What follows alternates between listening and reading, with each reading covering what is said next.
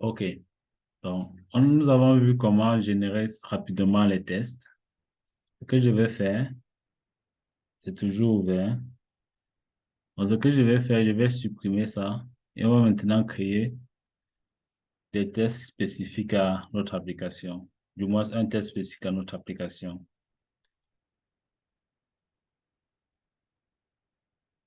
Le dossier end-to-end est vide actuellement.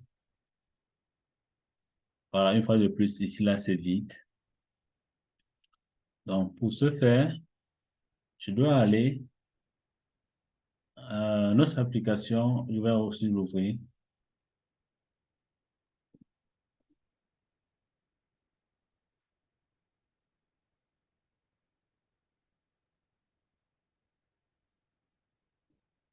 Donc, j'ouvre ça ici.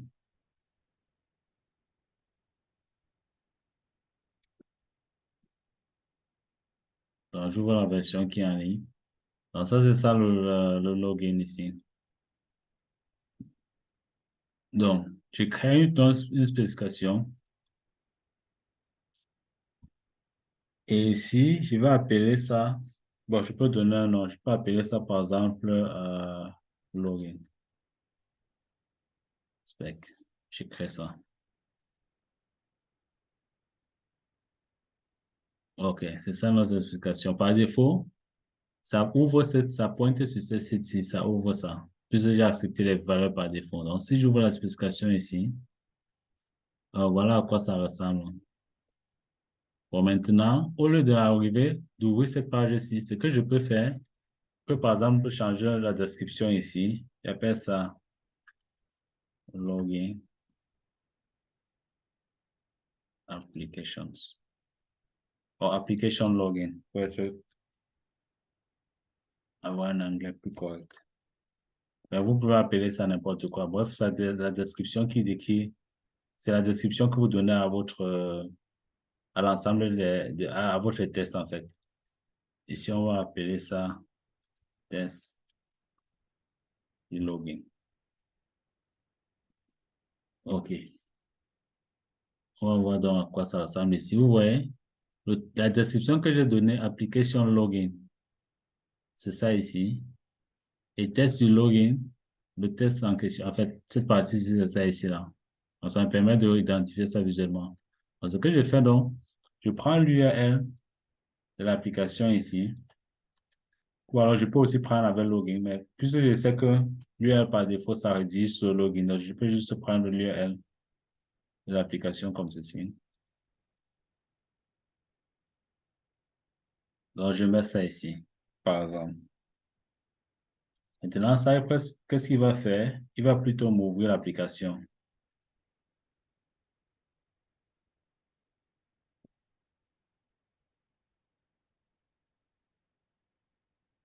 Voilà. Voilà l'application que ça ouvre ici. Donc, en ce moment-ci, je n'ai encore rien fait, en fait. J'ouvre juste l'application et je ne fais... Parce que le test consiste simplement à vérifier que la page qui s'ouvre, ou alors à effectuer une action et à vérifier que la réponse, à vérifier que l'action s'est effectuée, euh, désolé, à effectuer une action et à vérifier que l'action s'est effectuée correctement. Par exemple, envoyer une requête au serveur et si le serveur retourne la réponse, vérifier que la réponse que le serveur retourne est la réponse attendue. Ou alors envoyer une requête au serveur et se rassurer que peut-être le serveur retourne une erreur. Ou alors peut-être le serveur ne retourne rien, ainsi de suite. Donc, c'est les différentes choses qu'on essaie de vérifier. Vérifier que l'application fonctionne comme souhaité. Donc ici, on a configuré l'URL-ci. Donc maintenant, Cypress aussi, lorsque vous allez dans la documentation,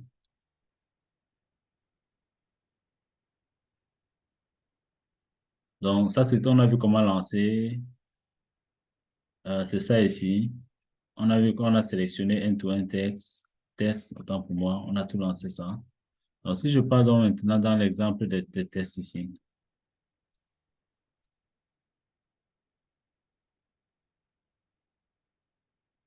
Donc, ça, c'est ce qu'on a fait. On a créé une spécification.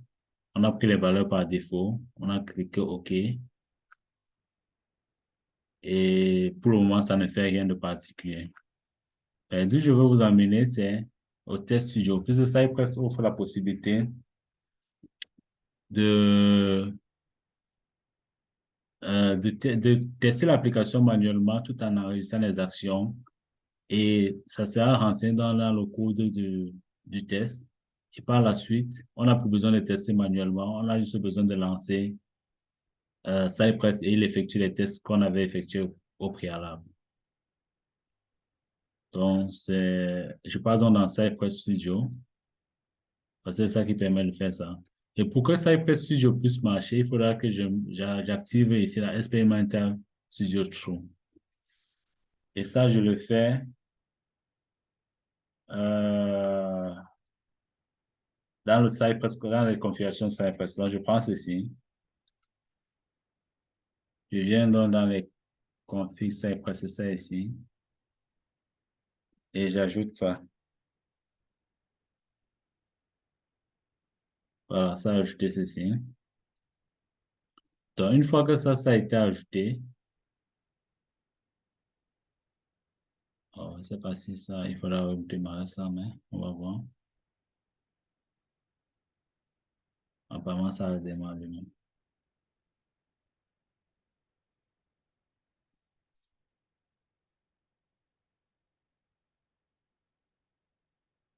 Voilà, une fois que ça a été ajouté, je relance voir le test ici. Double-clic, ça ouvre.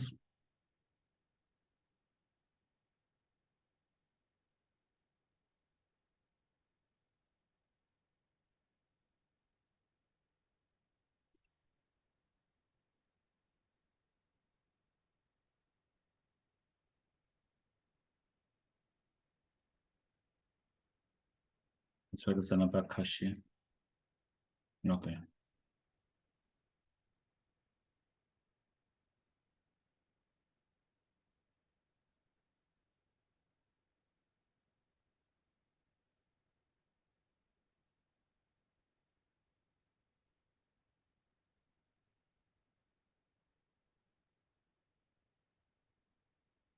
OK.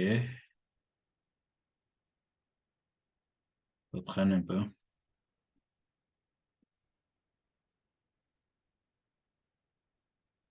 Bon, le cas échéant, qu'est-ce que je peux faire? Je peux tout complètement arrêter et relancer. Donc, j'arrête ici, je viens ici. Euh, je vais arrêter. Voilà, ça a arrêté tout. Et je relance.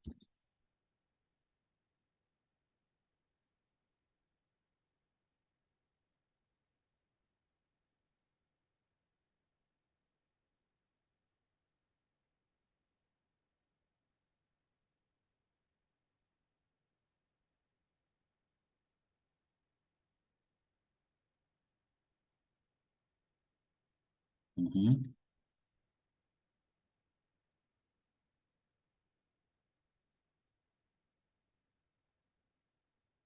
OK, ça relance. On ouvre encore notre spécification.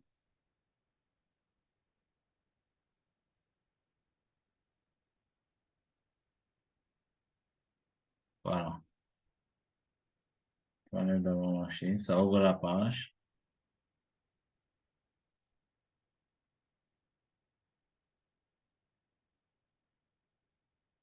OK, maintenant, ça affiche la page ici. Donc, vous voyez qu'actuellement, il y a les petites icônes qui apparaissent ici. Ça, c'est dû à l'activation de expérimental, à l'activation de Studio aussi, quand j'ai activé ça. Bon, qu'est-ce que ça permet de faire? Ça va maintenant me permettre de capturer les opérations que j'effectue ici. Donc, pour ça, je dois venir ici, là, je clique sur ça, sur la petite icône qui s'affiche ici. Donc, vous voyez maintenant, ça affiche deux autres icônes ici. Ce que je fais donc, je mets ici, là, le nom d'utilisateur, le mot de passe. Vous voyez que chaque fois que j'effectue une action ici, ça capture, en fait, ça génère le code. Actuellement, notre fichier de spécification est vide. En fait, il contient juste l'ouverture de la page.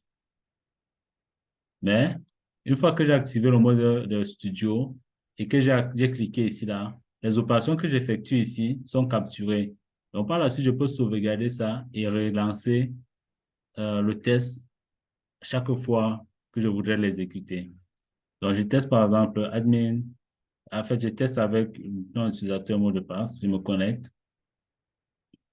Voilà, ça ouvre la page. Maintenant, ce que je peux faire, je peux par exemple vérifier que lorsque je me connecte, le texte s'y apparaît. Donc, je sélectionne ça je sélectionne, je fais un clic droit. Je mets une assertion qui dit que, OK, le texte doit être présent. Donc, je peux aller par exemple ici, euh, j'ouvre l'une des fonctionnalités dans l'administration. Je pars par exemple dans les cycles. Je dis que OK, je vais ajouter un cycle. Je clique sur Nouveau. Je mets par exemple le nom du cycle, Cypress Test. Je sauvegarde. OK, pour pouvoir reproduire ça, parce que si je refais la même opération, je ne peux pas créer le même cycle avec le même nom. Donc, ce que je vais faire, je vais éditer dans un premier temps. Je mets par exemple 1, 2, 3. Je sauvegarde et je vais supprimer.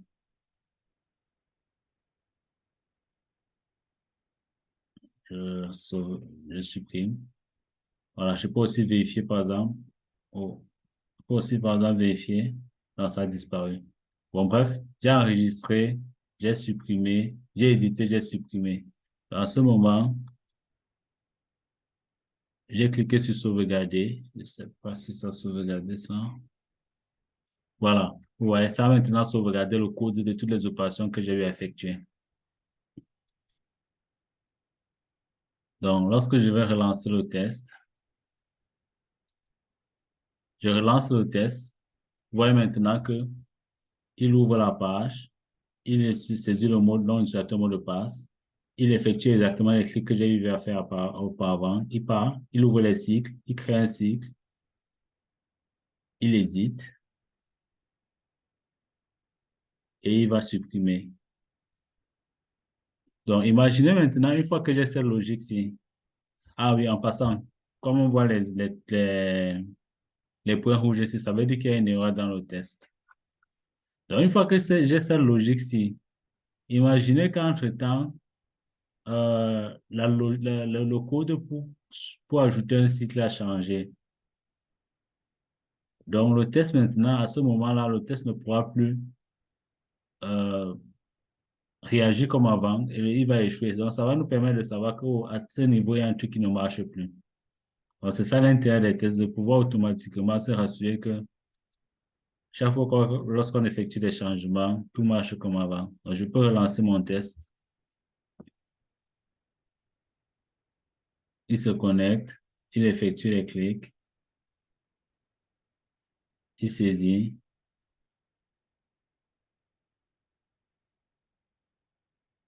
il fait la mise à jour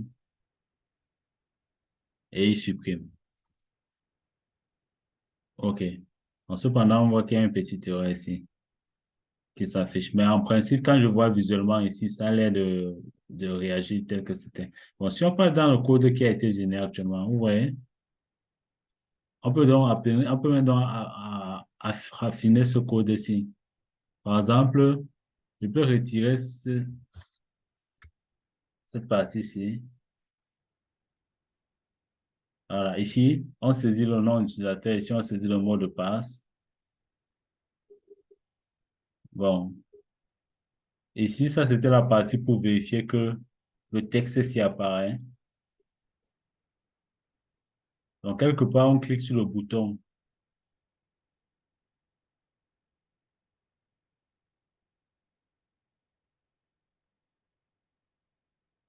Quelque part, on a cliqué sur ce bouton-ci. Ah oui, ça, c'était pour les cycles idéaux. Lorsqu'on veut créer un nouveau cycle, on clique sur ce bouton.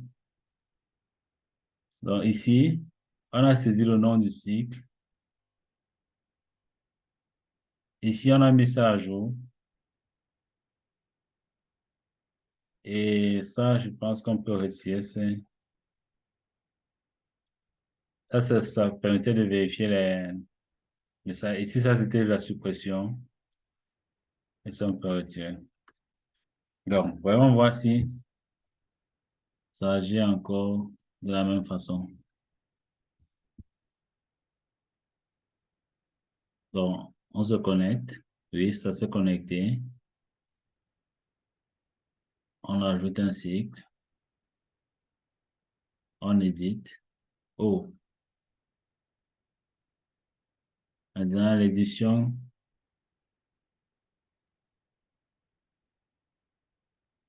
Ah, j'ai supprimé la suppression. Bah, bref, vous comprenez l'idée. Je peux encore une fois de plus reprendre ici et dire, OK, peut-être mon code jusqu'au niveau d'où on se connecte, c'est bon. On se connecte et on vérifie si on a le nom, c'est bon. Donc, ce que je peux faire, je retire toute cette partie-ci. Et jusqu'à ce niveau-ci, par exemple, c'est bon. Je viens voir qu'est-ce que ça fait. Ça se connecte. Voilà, ça se connecte et ça vérifie que ceci est là. Bon, imaginons par exemple maintenant que dans le code, il dit vérifie que le texte n'est plus ceci. J'ajoute peut-être quelque chose. 1, 2, 3.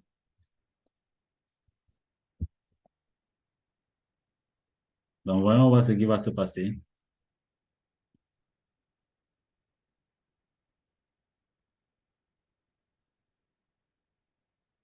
Bon, maintenant que le test échoue. Le test nous dit, il échoue maintenant en nous disant que expected to have, s'attendait à avoir le texte s'il y avait 1, 2, 3 à la fin, mais il a plutôt le test avec ceci. En fait, bref, ce qui s'affiche ici. Donc, ce test, il nous dit par exemple que l'utilisateur s'est connecté et il s'attendait à ce que ici, là, s'affiche collège test année 2013-2014. Mais par contre, année 2013-2014, 1, 2, 3. Mais par contre, ce qui s'affiche ici est différent de ça. D'où le test a échoué. Donc ça passe par exemple un scénario de test. Je vais peut-être mettre ici, là, test 1, 2, 3. Donc le test, une fois de plus, va échouer.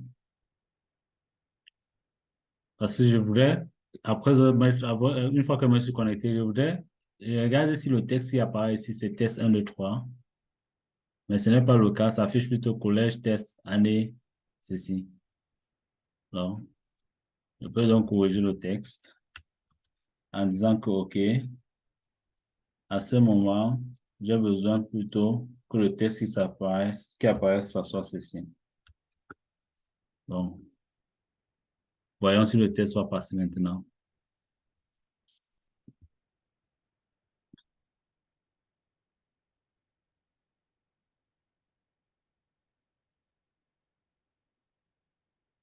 OK, le test échoue encore.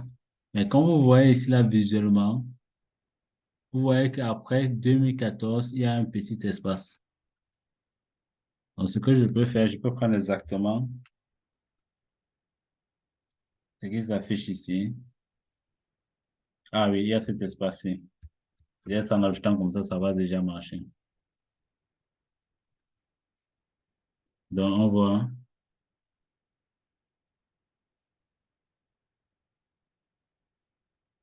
Oh, ça échoue toujours.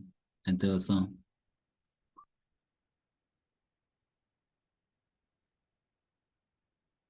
Intéressant. Donc, vous voyez ici, par exemple, ça, c'est un cas où on compare exactement le texte qui s'affiche. Une possibilité de faire ça, c'est aussi de regarder si le texte contient, par exemple, collège et test et 2013-2014. Ça, c'est une possibilité.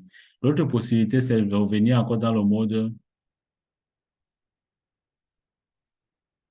commande ici. Ça, c'est notre possibilité. Revenir ici.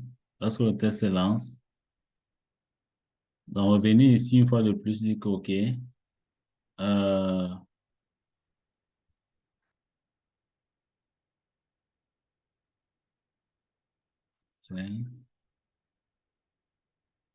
c'est, non, il faut prendre ça. Ouais, c'est ça ici. OK, j'ai ouvert.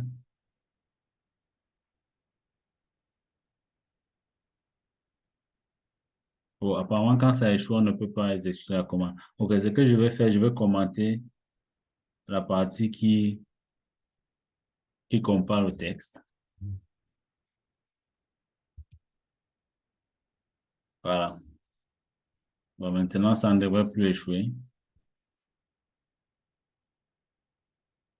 OK, donc ce que je fais, donc, j'ajoute commande. Voilà. Donc, à ce niveau-ci, une fois de plus, lorsque je me suis connecté, ça affichait la page par défaut. Je peux donc sélectionner ça et je dis que il faudrait que ce texte-ci apparaît. Donc, ça me génère une fois le code de sauvegarde. Voilà, et ça régénère le code ici. Donc, ça, je peux retirer. Donc, on a ça deux fois. Je peux retirer.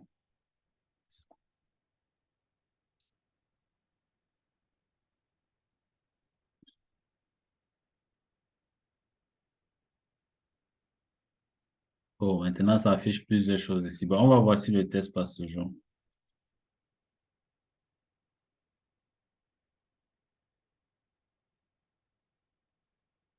Et voilà, le test passe.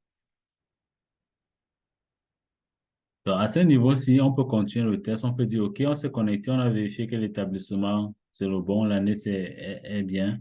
Bon, bien que les fiches s'affichent plusieurs choses qui ne sont pas nécessaires. Mais ça, c'est des choses qui pourraient être améliorées plus tard. Donc, on va continuer le test. Je clique ici pour capturer d'autres nouvelles commandes. Donc, à ce moment-ci, on me dit, OK, on veut peut-être, par exemple, tester la création, euh, je ne sais pas quoi, disons par exemple d'une classe. Ou alors restons sur les cycles. On veut tester la création d'un cycle. Donc, ce que je fais, je pars du les cycles, c'est dans configuration, j'ouvre. Vous voyez qu'ici, là, c'est en train de capturer les actions. Je clique sur le cycle, ça ouvre la page. Bon, je peux par exemple tester que quand ma page s'ouvre, j'ai peut-être quatre éléments qui s'affichent. Une fois de plus, je copie ça.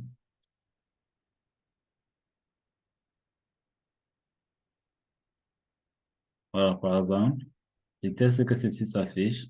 Je pars donc pour ajouter un cycle. J'appelle peut-être ABC. Je sauvegarde. C'est bon. Je peux maintenant tester aussi que, je ne sais pas si je peux, voilà, je peux tester que ceci apparaît et que ça, le test enregistrement effectué avec succès. Donc, je peux donc éditer. J'ajoute 1, 2, 3. Je sauvegarde. Je peux également tester que ceci apparaît et que ça, le texte mis à jour. OK. C'est de toute façon, ça ne me prend pas. C'est pas pourquoi. OK, ça n'a pas pris. Donc, pour reprendre le test, parce que si je refais le test plusieurs fois, plus je ne peux pas créer l'information, le cycle avec le même nom. Donc, je supprime. OK, je teste aussi que, je ne sais pas comment on peut tester ça. Qu'un pop-up apparaît avec ceci. Voilà. Je clique sur oui. Je teste également que ceci apparaît.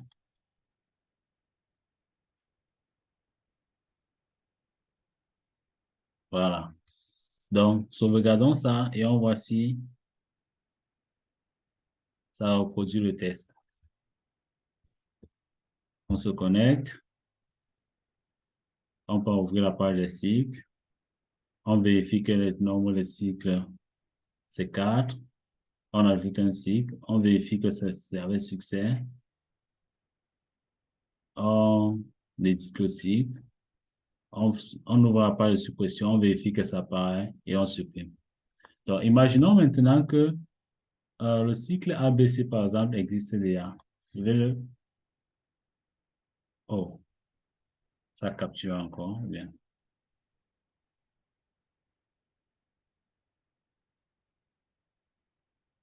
Ah non, ça c'est Ah oui, je peux par exemple ajouter ça ici. Imaginons par exemple que notre cycle ABC 1, 2, ABC existe déjà dans le champ enregistré. Voilà. Donc ici, là, un, ce n'est plus un élément sur 4 qui s'affiche, mais un élément sur 5. Donc je relance le test qu'on avait avant. Maintenant, le test devrait échouer. Voilà, vous voyez ici, là, il recherche l'affichage d'un élément sur 4, mais par contre, il voit affichage un élément sur 5. Le test échoue à ce niveau-ci. Donc, ça veut dire que quand je faisais mon test, il y avait 4 éléments ici, et j'ai vérifié que j'ai 4 éléments. Imaginons par exemple qu'on est dans un scénario où, pour un établissement, on a juste 4 cycles, ou on a au plus 5 cycles. Et on veut, lorsqu'on va ajouter le cinquième, on vérifie qu'on a déjà 4 qui existent avant d'ajouter le cinquième. Donc, bref, on peut être créatif ici et tester n'importe quoi qu'on voudrait. Donc, pour que le test passe une fois de plus, il faudra que je supprime ceci. Et là, je peux le relancer. Il se connecte, il ouvre le cycle, il saisit, ça a marché, il vérifie, il édite, il enregistre et il supprime. Voilà. Donc, voilà notre test complet. Bon, si on veut donc optimiser maintenant le code, on peut venir ici, là, supprimer ce qui n'est pas bien et ajuster. Mais dans un premier temps, on peut aussi laisser comme ça, puisque ça effectue le test tel qu'on voudrait.